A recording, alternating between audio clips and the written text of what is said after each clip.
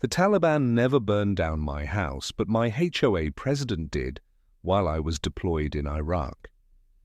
She thought attacking a Marine's empty home would be easy. She was wrong. When I found out from 8,000 mi away, I activated something she never expected. 32 Marines, a military convoy in the entire chain of command. If you're watching from United States, drop a comment, because what happens when you mess with one Marine's home while he's serving his country will blow your mind. It was June 15th, 3 weeks before my deployment to the Middle East. After 10 years of service, I'd finally decided to buy my first home, a 3-bedroom house in Pinewood Ranch, an upscale neighborhood with strict HOA rules. The day I moved in, Penelope appeared with her cold smile and a 200-page HOA rulebook. She frowned when she saw the Marine Corps emblem on my truck and the Phoenix pendant hanging from my rearview mirror. "Military, huh? We have standards here," she said, with a tone that made my skin crawl. I chuckled, nervously not knowing it was the first warning shot in what would become an all-out war. I signed the stack of HOA papers without reading them carefully. My first deadly mistake that would cost me everything. The first week in my new home was hell. Disguised as suburban paradise, Penelope sent 3 violation notices in rapid succession. My grass was 2. 6 in tall instead of the required 2.5, and my trash cans were placed at a 15-degree wrong angle from the curb, and my truck was parked 2 in off-center in my own driveway. Each notice came with fines ranging from $50 to $100. I gritted my teeth and fixed everything according to her ridiculous demands, measuring grass with a ruler like some kind of obsessed gardener.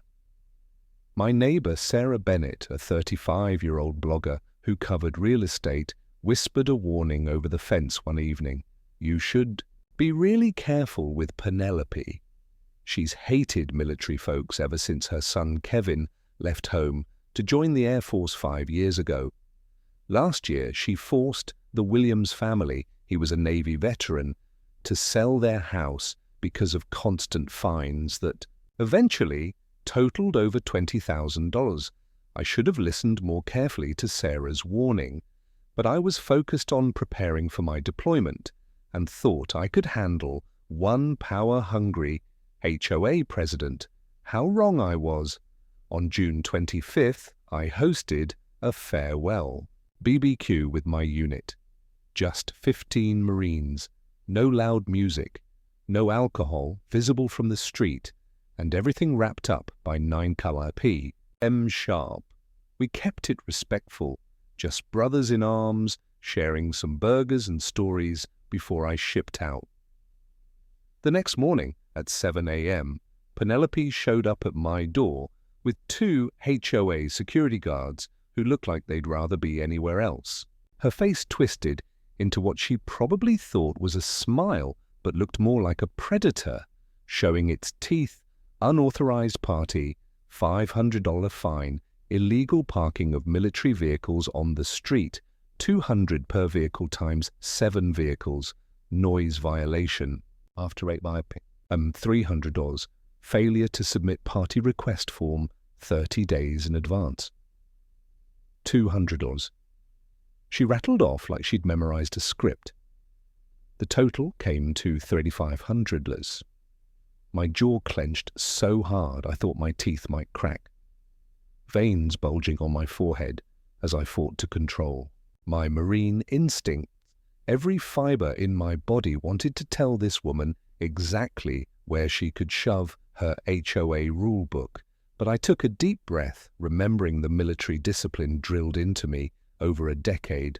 My fists tightened until my knuckles went white, then slowly relaxed as I reached into my pocket and touched the small Phoenix pendant my foster mother had given me when I enlisted. Her reminder that patience and wisdom overcome brute force. I'll pay the fines, I said, through gritted teeth, my voice steady despite the rage boiling inside. But remember this, Mrs. Fitzgerald, I keep all receipts, every email, every notice, everything. Something flickered in her eyes, maybe surprised that I wasn't backing down or begging for mercy like her other victims. Penelope's smirk grew wider. You'll be gone for 6 months, Captain Hawkins. A lot can happen to a property when the homeowner is absent. Yards grow wild, paint fades, foundations crack. Sometimes there are even accidents. As she turned to leave, her eyes lingered on a photo visible through the police car's dashboard. A young man in Air Force uniform smiling proudly. For just a moment her mask slipped, and I saw raw pain before it transformed back into cold hatred. Penelope clutched her designer purse tighter, muttering under her breath, "All soldiers are the same. They all abandon their families for their precious military." That night, before shipping out, working by flashlight to avoid drawing attention, I installed 8 high-definition security cameras around my property. My marine instincts were screaming that this wasn't over, that Penelope Fitzgerald was planning something. I connected them to a cloud storage system and gave Sarah Bennett access as my emergency contact. As I finished the last camera, I noticed movement across the street. Penelope stood in the shadows of an oak tree, cell phone pressed to her ear. The streetlight caught her face for a moment, and what I saw there made my blood run cold. Not anger, but calculation. "He leaves Monday morning at 500 hours, she said, not bothering to lower her voice. "We have 6 months to handle everything. Make sure the insurance paperwork is ready." A chill ran down my spine, despite the warm Texas night. And let me tell you something I learned in 3 tours overseas. A Marine's instinct is never wrong. Day 89 of deployment, 2:47 a.m., Iraq time. My phone buzzed frantically on the metal folding table beside my cot, the screen lighting up the darkness of our forward operating base tent. 12 missed calls from the States, all from different numbers. My stomach dropped. In my experience, multiple missed calls at odd hours only meant one thing: catastrophic news. The first message from Sarah Bennett made my blood freeze solid. In the 100-degree heat, Marcus. "Oh God, Marcus, your house, it's gone. Call me as soon as you get this." I sat in the darkness of my tent, hands trembling as I pulled up the last photo of my house on my phone. The picture I'd taken on move-in day, the phoenix pendant hanging by the front door, catching the morning light. My voice came out as a whisper. The first time I ever had a home, and now Sarah had sent videos that painted a horrifying picture. The security footage from her cameras showed everything in devastating detail. At 11:30 p.m., Emma Group wearing HOA inspector vests appeared, with Penelope Fitzgerald leading them. They entered my yard claiming they needed to perform an emergency inspection for weed violations. One person in the group, Frank Torres, a new HOA board member, had clearly hesitated at the gate. "Penelope, it's almost midnight. Is this really necessary?" he'd asked nervously. Penelope had whirled on him with rage. "Shut up and do your job, Frank. You wanted to be on the board to protect property values. Didn't. This is how we protect them." 30 minutes later, orange flames erupted from the garage, quickly spreading to the main house. The official police report stated, "Fire caused by electrical malfunction in lawnmower," but Sarah's video showed no one had even entered my garage. My lawnmower was electric. Not gasp pounded, and I'd stored it in my shed, not the garage. In the pre-dawn darkness, I sat frozen among my brothers in arms who were starting to wake up. No tears came, no screaming, just the terrifying silence of a warrior pushed past his breaking point. Rodriguez stumbled over from his cot. "Bro, you okay?" Staff Sergeant Davis interrupted. "Tank, whatever it is, don't blow this up. Just come home and sue through proper channels. I turned to him, slowly, my eyes cold as ice. Davis, remember Fallujah when we were ambushed? Yeah, of course. Did we retreat? Did we file a complaint? My voice grew harder. No, we regrouped, gathered intel, and hit back with precision. We won that. Was war. Tang. No, this is the same thing. Someone attacked my home while I was deployed. Ghost, I turned to Rodriguez. Remember, Sun Tzu, know your enemy and know yourself. Rodriguez grinned. And you'll win 100 battles? Roger. That I launched Operation Phoenix, coordinating from 8,000 ms away. Sarah Bennett became my intelligence officer, collecting footage from 47 neighbors. Tom Anderson, a Navy veteran neighbor, volunteered to keep tabs on Penelope. The breakthrough came when Ghost hacked the HOA email server. Tank, they use Hall 123 for everything. Zero cyber security. What he found made my blood boil. An email from Penelope to her husband Richard sent 2 days before the fire. Don't worry, honey, that soldier's house will disappear before he returns. Our insurance company will handle everything just like the Williams place. There were references to previous successes and a spreadsheet tracking property values, with my house listed as post-incident value. Colonel Mitchell video called that evening. I presented all evidence in military briefing format. What do you want me to do, Tank? Give me 3 days early? Leave, sir. I have a plan. The colonel frowned. Is this operation in any textbook? No, sir. But Sun Tzu said, know your enemy, I know mine. 3 days. Tank, don't make me explain anything to the Pentagon. That night, I sent one email to Penelope from my military account. Hello, Mrs. Fitzgerald. I learned about the unfortunate fire. I'll be returning Friday to meet with insurance adjusters. Looking forward to meeting with you about HOA requirements during rebuild. I still have all receipts and interesting video footage. Captain Marcus Hawkins, USM Penelope. Read it 47 minutes later and immediately tried calling her husband 17 times. Her panicked text, Richard, he knows everything.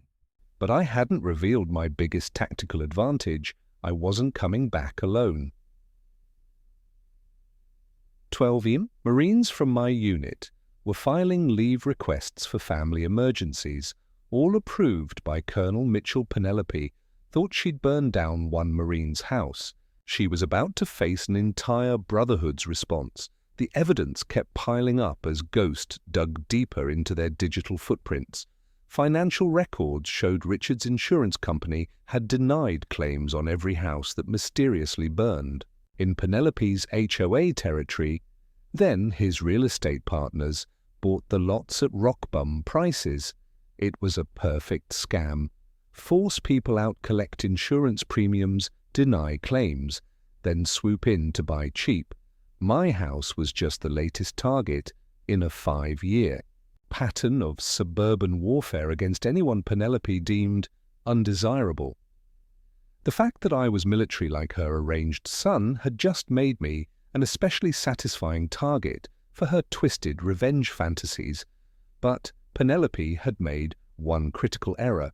In judgment, she'd attacked a Marine who had brothers willing to cross oceans for him, and she'd done it while leaving a digital trail wider than a highway.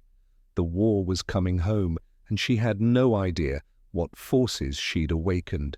Houston Airport, 2 p.m. Friday, 12th. Marines in full dress uniform stepped into the arrival area, my closest unit members who'd all managed emergency leave. In the parking lot, 20 local veterans waited with vehicles. Tom Anderson had rallied them through the VFW network. 8 civilian Humvees rented from a veteran-owned business sat in perfect formation. Each vehicle flew American and Marine Corps flags snapping in the Gulf Coast breeze. Gentlemen, I announced, welcome to Operation Suburban Storm Formation Convoy. Tactical destination, Pinewood Ranch Mission. Justice at 4:30 p.m. Our convoy entered Pinewood Ranch in perfect tactical formation. Lead vehicle Rodriguez and I with the mobile PA system. Vehicles 2 and 3 Fire Team Alpha with 8 Marines. Vehicles 4 and 5 Support Team with cameras and recording equipment. Vehicles 6 and 7 Reserve Force of local veterans. Last vehicle? Colonel Mitchell himself, who'd taken personal leave to visit Texas. The convoy moved with deliberate precision. Distance between vehicles exactly 50 ft speed. 15 meet slow enough. 4. Everyone to see us coming. Radio chatter crackled. Convoy lead. This is Alpha 2 hostile. HOA President spotted 2 clear copy. Alpha 2 maintain formation row. No engagement unless provoked.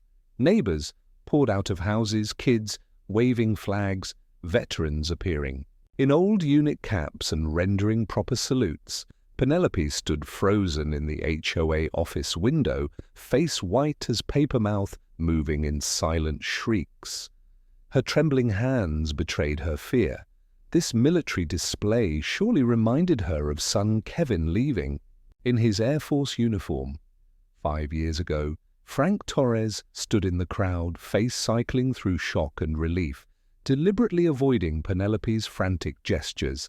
The convoy stopped at my burned lot with synchronized precision. 12 Marines and 20 veterans. Dismounted boots hitting pavement with unified thunder. We formed up, facing the charred foundation, blackened concrete and twisted metal, where my dreams once stood. I grabbed the microphone. Pinewood Ranch. I am Captain Marcus Hawkins, legal owner. Of this burned lot, I've returned from defending our nation to find my home destroyed by domestic terrorism. I came for justice and brought my family. The brotherhood that actually stands by their own. The Taliban treats people better than some HOA. Presidents, at least they fight face to face. Sarah Bennett live-streamed everything. Within 10 minutes, 50,000 views and climbing. Someone commented, I thought I was watching National Geographic Urban Warriors Return. The hashtag Justice for Marcus started trending immediately. Tom Anderson pushed through the crowd. Captain Hawkins, Tom Anderson, Navy, retired. We, the veteran community, didn't know what Penelope did. Burning down a deployed Marine's house. That's too far. Teen veterans in this neighborhood. Stand with you. Veterans emerged from the crowd one by one, taking positions beside our formation. Vietnam vets, Gulf War. Vets, recent Afghanistan. Veterans all united in outrage. Penelope finally appeared with 4 nervous security guards. Her powers. Suit was immaculate, but her face showed cracks, smeared lipstick, disheveled hair. This is private property. You're trespassing. I'll have you all arrested. I laughed coldly. Through the PA system. Trespassing on my own property. I still own this lot. And speaking of legal matters, you violated at least 7 federal laws regarding destruction of military property. Want me to list them or wait for the FBI? You have no proof. H. About that ghost stepped forward with his laptop. Would you like to see your email about making my house disappear? Or the 37 security videos showing your illegal entry? A black government SUV pulled up. Colonel Mitchell stepped out in full uniform, 5 rows of medals gleaming. The crowd parted instinctively. Is Fitzgerald? I'm Colonel Mitchell, Commander 2nd Battalion 1st Marines. I heard you have a problem with one of my best soldiers. Penelope stammered. This is a civil matter. No, ma'am. When you burn down an active duty serviceman's house, that's federal. Do you know about protocol, Delta Protocol? What protection procedures for service members under domestic attack defined in military code? After Fort Hood, you just activated it. Colonel turned to me. Tank, you have 48 hours. Do what needs doing. Within legal bounds, I nodded, looking at Penelope. 48 hours. Mrs. Fitzgerald. Enough time to decide confess or wait for the FBI. The convoy departed, leaving Penelope shaking in the street. Then her phone buzzed, anonymous message with video attached. Footage of her entering my house the night of the fire. "Who sent this?" she screamed. The sender, Frank Torres, whose conscience had finally awakened. Saturday morning, 7 a.m. sharp. I stood in the parking lot of a cheap motel, reviewing our battle plans with Rodriguez and the core team. We'd barely gotten 4 hours of sleep, but Marines operate on less in combat zones. This was just another battlefield with property. Lines instead of trenches and lawyers instead of artillery. My phone buzzed with a text from Sarah Bennett. Penelope's husband just pulled into his law office. Expensive suit, but he looks like he hasn't slept. Good, I thought. Let them sweat. Meanwhile, Attorney Richard Fitzgerald's office. A different scene was unfolding according to our intelligence network. What have you done? Richard's voice could be heard through the thin office walls, according to the maintenance worker who happened to be a veteran sympathizer, burning down a serviceman's house while he's deployed. Emily, are you completely insane? Penelope wasn't backing down. According to the same source this time, she laughed coldly, a sound like ice cracking. Oh, shut up, Richard, you're supposed to be the best lawyer in Texas, so start acting like it and find a way to get rid of them. You've covered up worse things than this. Remember the Morrison property, the Hendersons, you made those problems disappear. For the first time in 20 years of marriage, Richard Fitzgerald felt genuinely afraid of his wife. He'd known she was ruthless, but this was different. This was unhinged, but he was in too deep. His signature was on those insurance documents. His company had processed the claims. He picked up his phone with shaking hands and started making calls to judges who owed him favors. Unknown to either of them at Houston Airport, someone in Air Force uniform had just landed on the red-eye from Germany. Kevin Fitzgerald had returned home without warning, drawn by the viral videos flooding social media. The HOA's counterattack began at 10 a.m. with emergency notices posted throughout the neighborhood by a team of nervous-looking workers. The bright orange papers appeared on every door, every mailbox, every light pole. By order of the Pinewood Ranch Homeowners Association, no gatherings exceeding 5 persons without prior written approval, no military vehicles permitted on. Community property, no demonstrations or protests, violation penalties, $1,000 per day per infraction. They also added new rules specifically targeting us. No broadcasting equipment, no uniforms except for active emergency services, no flags except approved seasonal decorations. It was a desperate move and it rire of panic. Penelope was trying to use the HOA rulebook as a weapon, but she'd forgotten one thing. You can't enforce rules against people who no longer recognize your authority at M3. Local police cruisers rolled into the neighborhood. Police Chief Johnson, a soft-looking man in his 50s who played golf with Richard, every Thursday stepped out looking deeply uncomfortable. His officers looked even more reluctant, especially the young sergeant who kept glancing at the Marine Corps sticker on his own patrol car. Captain Hawkins Johnson began not quite meeting my eyes. I have orders requiring you and your group to disperse. This is disturbing the peace. I remained perfectly calm, my voice steady as a rifle sight. Orders from whom exactly? Chief Johnson, from the mayor's office, he replied, tugging at his collar, despite the cool morning.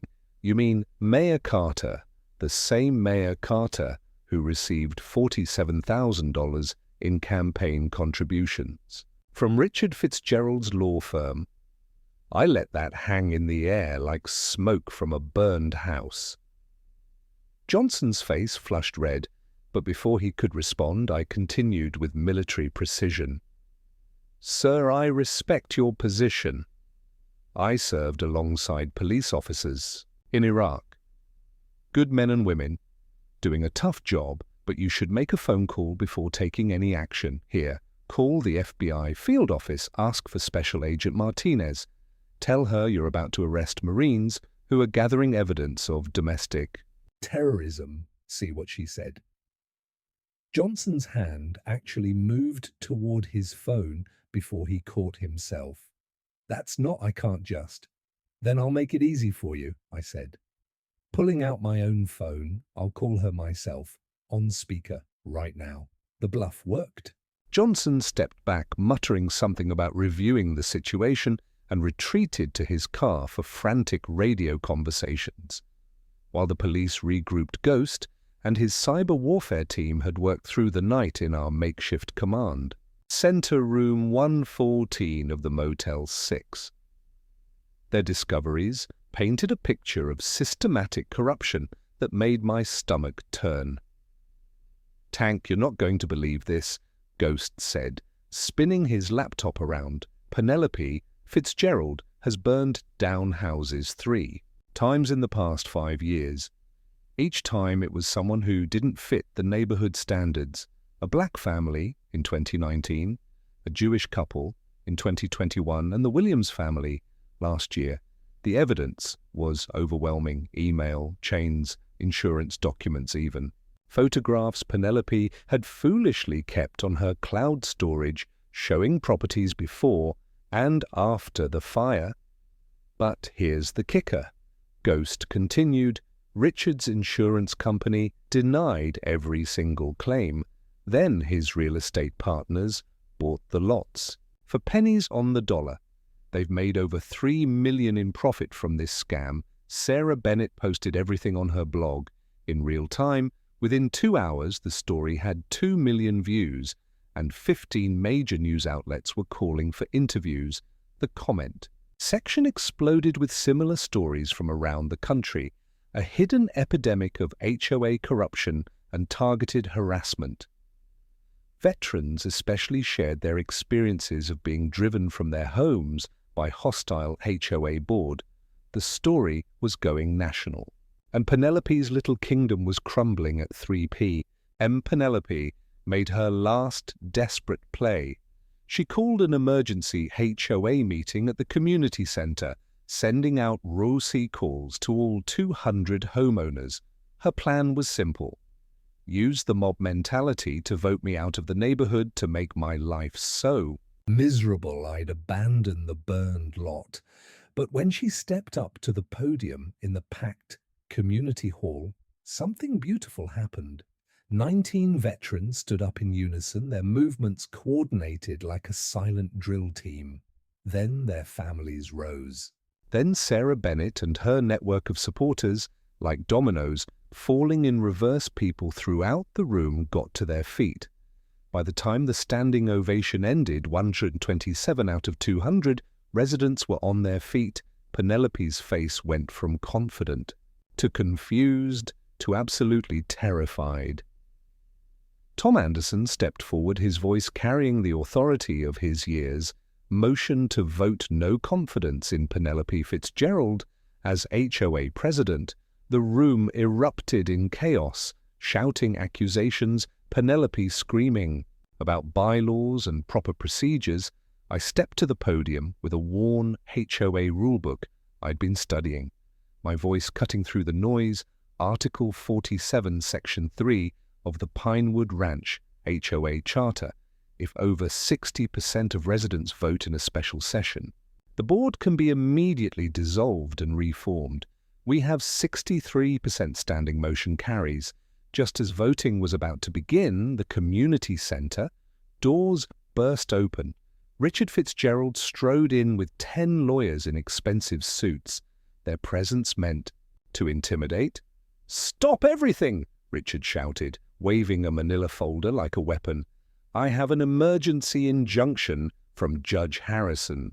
All HOA activities are suspended for 30 days, pending investigation. No votes, no meetings, no changes to board structure." Penelope's face lit up with vicious triumph. She thought she'd won, that her husband's connections had saved her again, but I wasn't rattled.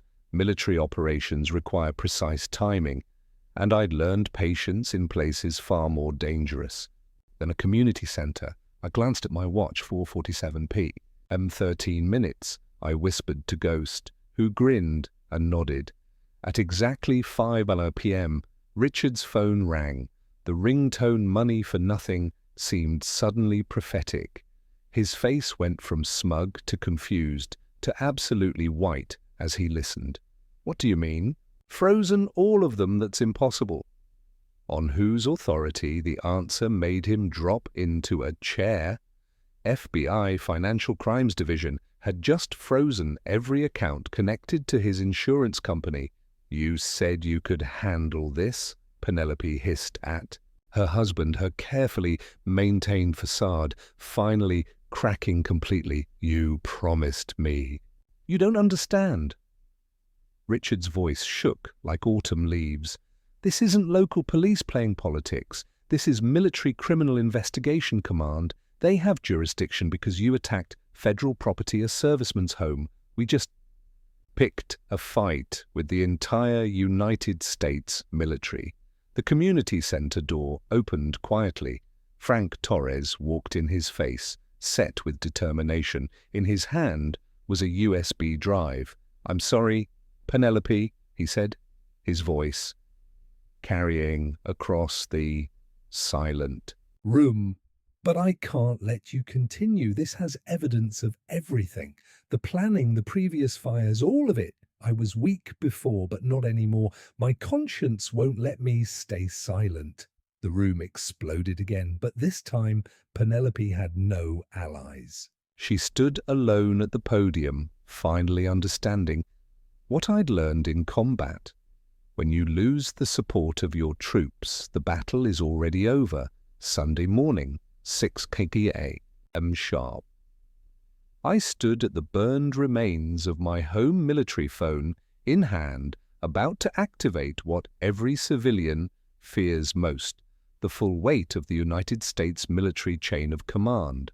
The morning air was crisp, carrying the smell of ash and justice. "About to be served, sir.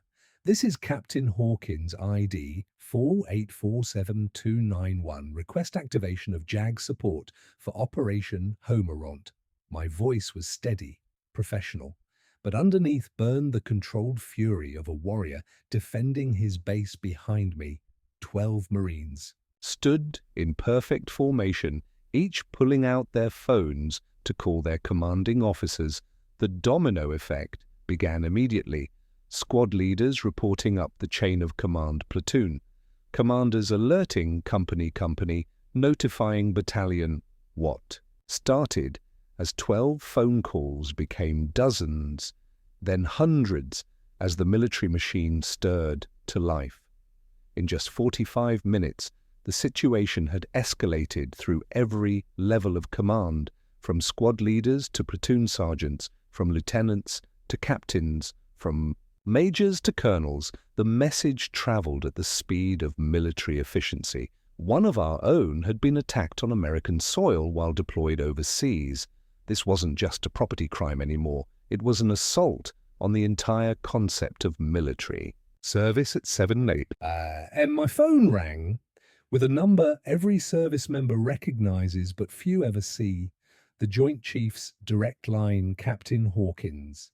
"This is General Bradley, Vice Chairman of the Joint Chiefs. I've been briefed on your situation. Son, what happened to you is unacceptable. You are serving your country in harm's way while someone attacked your home base. You have 100% support from the chain of command. We're activating Protocol Delta immediately." Protocol Delta. Most civilians have never heard of it, but every service member knows its power. Established after the Fort Hood incidents, it's the procedure for protecting military personnel and their property from domestic threats.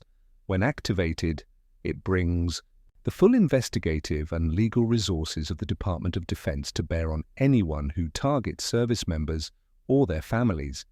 It means the difference between a local property dispute in a federal investigation with the backing of the Pentagon, sir. I appreciate the support. The perpetrator is the HOA president who specifically targeted me for being military. She's done this before to other veterans. General Bradley's voice hardened like steel. Not anymore, she hasn't, Captain You. focus on documenting everything. Will handle the rest. The military takes care of its own at HOA. The quiet suburban street of Pinewood Ranch witnessed something its privileged residents had never seen: the arrival of American military justice. But this wasn't just 3 black SUVs like in the movies. This was a full convoy from Fort Hood. That made our Friday arrival look like a casual drive. First came 2 JAG Corps vehicles, military lawyers, who prosecuted war crimes and defended service members in courts across the world. Then 3 military police vehicles, soldiers trained in investigation and enforcement. Behind them, a mobile command unit with enough communication equipment to run a small war. Finally, a command vehicle carrying Brigadier General Patricia Hayes, a woman who'd earned her star the hard way through 3 combat deployments and had zero tolerance for anyone who targeted her soldiers. General Hayes stepped out of her vehicle with the bearing of someone who'd faced down insurgents and wasn't about to be intimidated by a suburban HOA president. 3 stars gleamed on her shoulders, each one representing years of service and sacrifice. The FBI and ATF agents who'd arrived as support units actually stepped back. Recognizing military authority when they saw it, Captain Hawkins reported the situation. Her voice carried across the street like a drill instructor's, making several neighbors who'd come out to watch actually stand straighter. I snapped to attention. My response automatic after years of service. Mom house burned on day 89 of deployment. Evidence indicates HOA President Penelope Fitzgerald is the perpetrator, motivated by anti-military bias. 12 Marines from my unit have assembled to support chain of command has been fully activated. Ma'am at ease, Captain, from this moment, this is a military operation under federal jurisdiction. Colonel Mitchell, take operational command. I want every piece of evidence catalogued, every witness interviewed, every stone turned over. Someone thought they could attack one of our deployed service members with impunity. They're about to learn different. The transformation was immediate and impressive. What had been a suburban street became a military investigation scene. MPs established a perimeter. JAG officers began interviewing witnesses, and military investigators started processing evidence with the same thoroughness they'd used for a battlefield incident. Penelope and Richard watched from their house window, faces growing paler by the minute as they realized this wasn't some local dispute anymore. The military lawyer, Major Davidson, explained the situation to Richard in terms that made the blood drain from his face completely. Mr. Fitzgerald, under the Military Protection Act, any attack on the property of active duty personnel is considered an attack on military readiness and national security. This transfers jurisdiction from civil to military courts. Your wife isn't facing a lawsuit. She's facing federal charges that could include domestic, terrorism, military. Court. Richard's voice cracked like a teenager's. But we're civilians. You can't try civilians in military court. Actually, we can when the crime involves military property and personnel. Precedent was established in United States. Vino, your wife, targeted a deployed Marine's home specifically because he was military. That makes this our jurisdiction. The beautiful efficiency of military justice was on full display.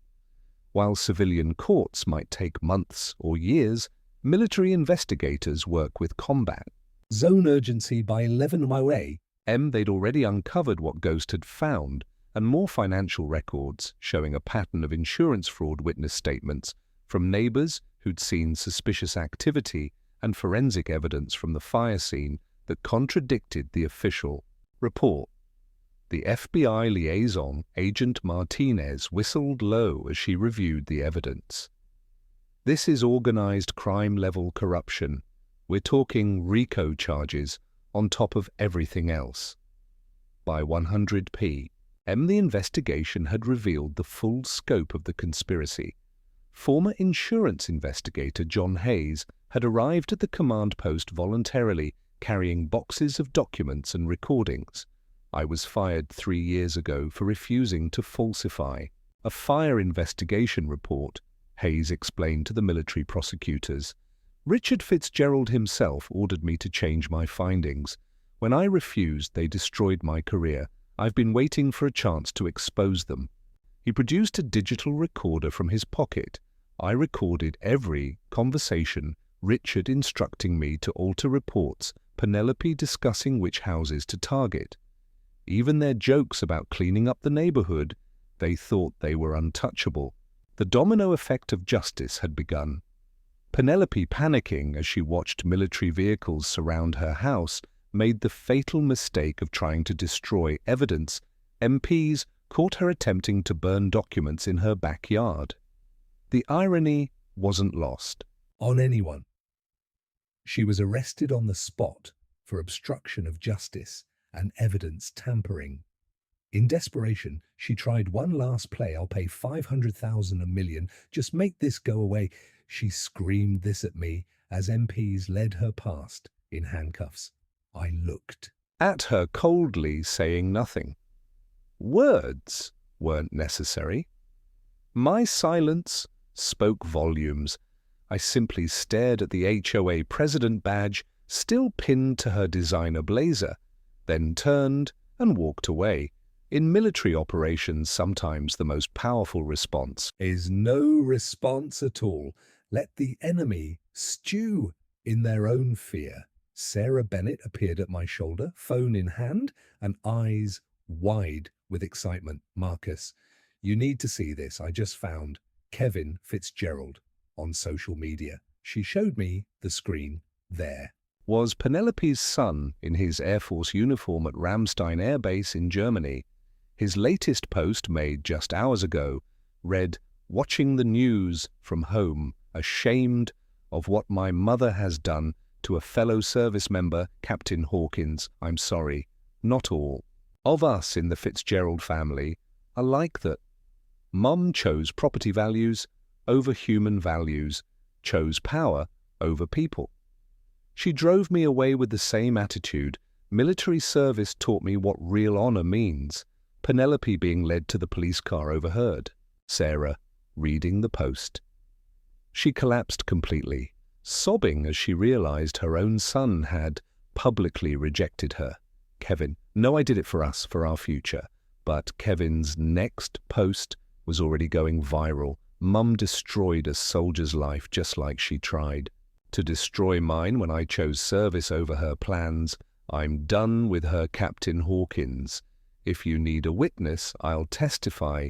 A memory flashed unbidden. I'd seen Kevin's photo in the HOA office during one of my forced visits to pay fines.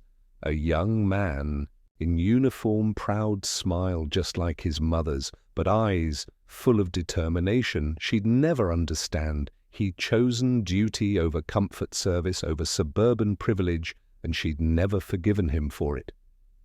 Now her hatred of the military had come full circle, destroying her own life as thoroughly as she'd destroyed my home. As the FBI and military investigators continued their work, the full scope of the operation became clear. This wasn't just about one burned house. This was about systematic targeting of veterans and military families across multiple. General Hayes addressed the growing crowd of neighbors and media. Let me be crystal clear. The United States military protects its own. Anyone who targets service members or their families while they're deployed will face the full weight of military justice. We don't abandon our people, whether they are in Baghdad or suburban Texas. As Penelope was driven away, I turned to see a figure standing at the edge of the crowd. Kevin Fitzgerald had indeed returned from Germany, still in his Air Force uniform, eyes red from what looked like tears. "Captain Hawkins," he called out, voice uncertain. "I just flew 14 hours to get here. I know I'm her son, but is there room for an airman on your side?" Of this fight? I studied the young man, the son of the woman who destroyed my home, but in his eyes I saw something intimately familiar. The pain of choosing service over family duty, over comfort, honor, over easy acceptance. Every military member Knows that look. We've all made sacrifices civilians can't understand. "Welcome to the team, Airman Fitzgerald," I said, extending my hand. In the military, we judge people by their own actions, not their families' sins. The chain of command had delivered its message loud and clear: mess with one of us, face all of us. 2 weeks later, the federal courthouse in downtown Houston was packed beyond capacity. 200 veterans from across Texas had come to witness justice being served. They filled every seat and lined the walls, a sea of men and women who'd served their country and weren't about to let one of their own stand alone behind. Penelope Fitzgerald sat exactly no one. Not a single friend, relative, or supporter had come to stand by her. The contrast was stark and deliberate. On one side, the brotherhood and sisterhood of military service. On the other, the isolation that comes from burning every bridge with hatred and greed. Even her lawyer, a public defender after Richard's assets were frozen, looked like he'd rather be anywhere else on earth. When I entered the courtroom, something remarkable happened. The veterans didn't stand as they normally might. Instead, in a coordinated movement they'd clearly planned, each person slowly and silently placed their old military cover on the table in front of them: Army patrol caps, Marine Corps covers, Navy Dixie cups, Air Force flight caps. The symbolism was powerful and unmistakable. They were laying their military identity on the line for justice. Even the bailiff, a former Army sergeant, had to wipe his eyes at the display. The prosecutor, Assistant U.S. Attorney Maria Santo, herself a reserve JAG officer, opened with charges that made everyone draw breath. The United States charges Penelope Fitzgerald with 11 counts of arson, 47 counts of insurance fraud, 23 counts of property destruction, conspiracy to commit domestic terrorism, and targeting military personnel in violation of federal law. Penelope's lawyer tried a desperate defense. "Your Honor, my client suffers from psychological issues stemming from family trauma. Her son's decision to join the military against her wishes created an emotional break." That objection I shot to my feet from the witness stand. "Your Honor, psychology doesn't excuse serial arson. Mental health doesn't justify targeting veterans systematically. Grief over a son's career choice doesn't permit domestic terrorism." The judge himself, a Vietnam veteran whose service photos decorated his chambers, nodded firmly, sustained. "Counselor, your client's emotional state might be relevant for sentencing, but not for determining guilt. My testimony was the cornerstone of the prosecution. I spoke with measured precision, letting facts speak louder than emotions. Your Honor, I served 10 years in the United States Marine Corps. I lived in tents in Iraq, bunkers in Afghanistan, hasty fighting positions in places I can't even name. Through it all, I saved every penny for one dream: to own a home. Not for the wooden brick, but because for the first time since becoming an orphan, at age 7, I would have something truly mine. The military gave me family when I had none. That house was where I planned to build on that foundation. I pulled out the Phoenix pendant, its gold surface catching the courtroom lights my foster mother gave me. This, when I enlisted, she told me, fixes rise from ashes, that no matter what burns in life, we can rebuild stronger. Penelope Fitzgerald burned my house not because of any violation, but because I wore the uniform she'd come to hate. She saw her son in every military member and punished us for his choice to serve. The prosecutor then presented the most damaging evidence, a letter from Kevin Fitzgerald. Your Honor, we received this from Airman Kevin Fitzgerald, currently serving at Ramstein Air Base. He couldn't appear due to duty obligations, but wanted his statement entered into the record. The letter was devastating. My name is Kevin Fitzgerald. The defendant is my mother, though it pains me to acknowledge that she hated the military from the day I chose to serve instead of joining my father's corrupt business. She called me a traitor, said the Air Force was stealing her baby. When I saw what she did to Captain Hawkins, I wasn't surprised, just heartbroken. The Air Force taught me about honor, integrity, service before self. I stand with my fellow service members, not with someone who perverts grief into cruelty. Every veteran she hurt. She heard in my name, that ends now. Penelope broke down completely, hearing her son's rejection read in open court.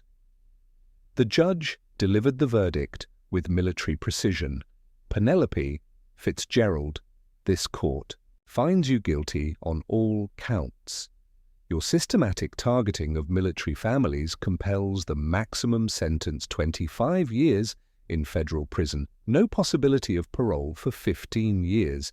He turned to Richard Fitzgerald, 15 years imprisonment plus permanent disbarment. Your corruption of the legal system is particularly reprehensible. The gavel came down like thunder. Additionally, complete restitution of $4, $7 million to the victims, immediate dissolution of the Pinewood Ranch, HOA, but then I stood surprising everyone. Your Honor, if I may address the court regarding the restitution. The judge nodded, curious. I don't need $4.7 million. Money can't restore. What was lost? The photographs, the memories, the sense of security. Instead, I propose using that money to establish the Phoenix Fund, a non-profit dedicated to helping veterans secure and keep their homes. Too many of my brothers and sisters face housing discrimination. Let something good rise from these ashes. The courtroom erupted in spontaneous applause. The judge himself stood and began clapping. Motion approved, Captain Hawkins. The Phoenix Fund will be established under federal oversight. A voice from the gallery called out, my family lost our home to a HOA in Dallas last year. Wish this fund had existed then. Similar stories echoed through the room. When Penelope was led away in shackles, she turned one last time. Why show mercy? Why not take the money? I destroyed everything you had. I stood at attention because that's what separates us, Mrs. Fitzgerald. You burn things down, Marines build them up. You destroy out of hatred, we create out of honor. Sia Fidelis, always faithful to our values, even when facing our enemies. As the marshals led her away, Kevin Fitzgerald stood in the gallery, having arrived from Germany just hours before. Mom, he called out, his voice breaking. She turned, hope flickering. I'm sorry, he continued. Sorry, you chose hate over love, control over connection. But I'm not sorry I chose to serve. The Air Force gave me the family. You never could. Sarah Bennett rushed over as the courtroom cleared. Marcus, you won't believe this. The story's gone completely viral. 20 million views. Veterans from all 50 states are sharing similar HOA horror stories. Congress members are tweeting about introducing protective legislation. As we exited the courthouse, hundreds of veterans waited on the steps, standing at attention in silent solidarity. Each one snapped a salute as I passed. "Captain Hawkins," a reporter called. "What's next for you?" I looked at the veterans surrounding me. We rebuild, not just my house, a community where veterans support each other, where the Phoenix Fund ensures no soldier's home burns while they defend ours. Penelope Fitzgerald thought she was attacking one Marine. G woke up an entire corps. The crowd roared, "Ura," but Sarah tugged my sleeve with urgent news. "There's something else, the FBI says. This goes deeper." Penelope was part of a network. 37 corrupt HOA presidents trained by the same management company. The war wasn't over. It had just expanded 3 months after the trial. The lot that once held only ashes had transformed into the busiest construction site in Texas. I stood in the middle wearing a hard hat, surrounded by controlled chaos as we built something bigger than just houses. The Phoenix Veterans community was rising from scorched earth. 12 houses already framed with plans for 50 more. My Marine unit worked alongside local veterans, everyone contributing their skills. We weren't just building homes. We were creating a fortress against discrimination, where no veteran would face HOA prejudice again. Sarah Bennett jogged over with her phone extended, her blog now reaching 50 million views and becoming the epicenter of a national movement. Marcus, I've got 2,147 emails from veterans sharing HOA horror stories. This isn't just Penelope, there's an entire network. The emails revealed veterans forced out through escalating fines, mysterious fires, coordinated harassment from California to Florida, police training. Remember Penelope mentioning training? I found it. Premier Property Management runs seminars teaching HOAs how to maintain standards code for forcing out anyone they don't like. The FBI investigation was like watching dominoes fall. Agent Martinez gave me shocking updates. "Captain Hawkins, this isn't just corruption, it's organized crime. Premier Property Management is a front.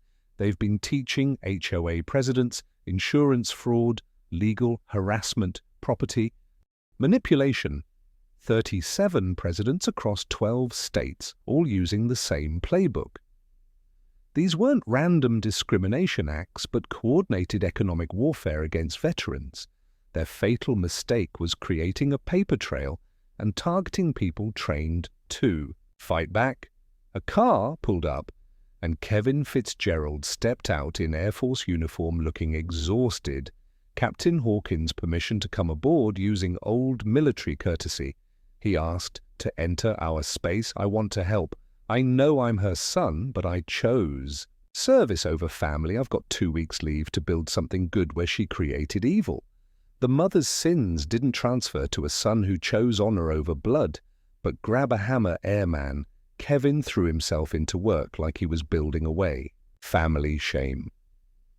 By day's end, covered in sawdust and sweat, he'd earned respect from initially suspicious Marines. "Family isn't blood," he said, during a break. "It's people who stand with you when everything goes wrong." Mother thought family meant control. The Air Force taught me real family supports your choices. 6 months later, I stood before Congress's House Veterans Affairs Committee in Washington.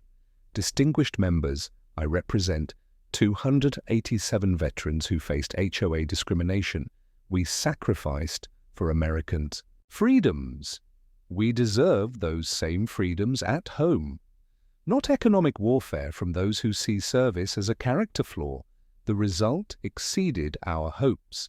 Congress passed the Military Family Housing Protection Act, Marcus's law establishing federal penalties for military housing, discrimination requiring veteran representation on HOA boards, and creating oversight for HOAs with discrimination histories. The president signed it at Phoenix Veterans Community, surrounded by hundreds of veterans watching. Him sign, I felt the Phoenix pendant warm against my chest. The corrupt HOA network collapsed immediately. 37 presidents were arrested in dawn raids. Premier property management executives faced RICO charges. Hundreds of millions in fraud were uncovered. Media called it the Great HOA Purge of 2025 as images of handcuffed HOA presidents became justice symbols for thousands of victims. Meanwhile, we kept building. Phoenix Veterans Community grew from 12 to 25 houses, then 40, each sold at cost to veteran families, with Phoenix Fund covering down payments for those needing help. We created our own HOA run by veterans, for veterans, emphasizing support over sanctions. Dedication Day arrived exactly 1 year after my house burned. 2,000 people gathered as 12 houses stood complete, with 38 more under construction. American flags flew from every porch by choice. Not requirement. I stood at the microphone looking at my Marine unit, local veterans, supportive civilians, even reformed HOA presidents, learning. Our Model A year ago, Penelope Fitzgerald burned my house thinking she was attacking one annoying Marine. She thought destruction would win. Today we have a community federal law protecting veterans and a nationwide movement. I once owned 2,400 square FT. Now I'm part of 50 homes and counting. She believed in using power to destroy. We believe in using strength to build. Sarah pulled me aside with breaking news on her phone. FBI uncovers final piece. Penelope Fitzgerald burned Gold Star family home. Investigators connected Penelope to destroying Maria Rodriguez's home. Widow of a Navy SEAL, killed in Syria. The crowd fell silent at this sacred line crossed. That's 10 more years on her sentence. Agent Martinez confirmed she'll die in prison. Don't target Gold Star families ever. Another car arrived with Patricia Williams, a Houston HOA president, Captain Hawkins, 15 Texas. HOAs want to learn your model. We want to change. She presented a $100,000 check for Phoenix Fund time. HOAs protected veterans instead of persecuting them. More arrived throughout the day. HOA representatives, city officials, housing and urban development delegates all wanted to learn the Phoenix model for welcoming veterans, from one burned house to nationwide movement. In 12 months, at sunset, Kevin found me at the old lot. Now our community center site, I'm separating from the Air Force next month. Would you consider hiring me as Phase 3 project manager? I want to keep building. I smiled at this young man, seeking redemption. Welcome home, Kevin. The job's yours. The ceremony ended with the Marine Honor Guard's 21-gun salute echoing across the neighborhood. Once filled with Penelope's hatred, 2,000 voices joined in the national anthem, including reformed HOA. Presidents finally understanding something bigger than property values. As people departed, Sarah announced, Phoenix Fund launches nationally next month. Every dollar builds veteran homes, every house fights discrimination. Join us. I stood alone at the entrance reading Kevin's new sign, Phoenix Veterans Community from Ashes. We rise together, we build below, founded where hatred tried to win and love fought back. My phone buzzed with General Bradley's message, outstanding work. Captain Pentagon wants this nationwide ready for a new mission. I typed, always ready, sir. The Phoenix is just getting started. Because Phoenixes don't rise just once, they keep rising. Building, protecting. Penelope burned one house. We built an army of hope. The war against veteran discrimination wasn't over, but we had no intention of stopping.